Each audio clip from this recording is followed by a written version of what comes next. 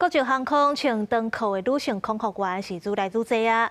即马华航阁宣布要开放机组员会使挂目镜，飞长途的就免惊目睭无爽快啊。另外嘛，正咧讨论可能会开放予机组员穿运动鞋啊。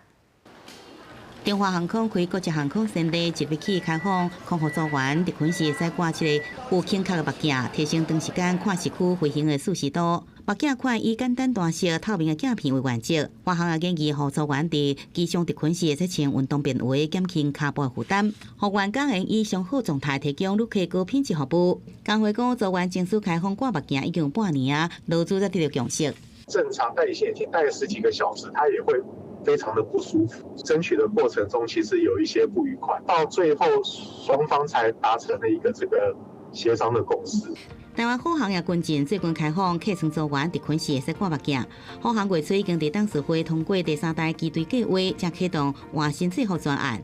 也若中型航空讲，组员若是因为目睭一边无法度挂稳型目镜，会使依照医生吩咐挂有倾角目镜。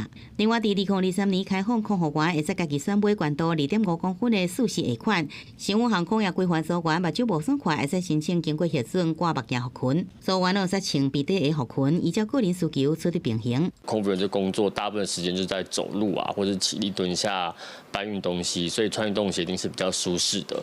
那希望全台湾的航空公司也都可以跟进。美国的话，大部分都是比较宽松的，因为他们很早就是已经都是可以持裤装，每家公司都有它不一样的规范。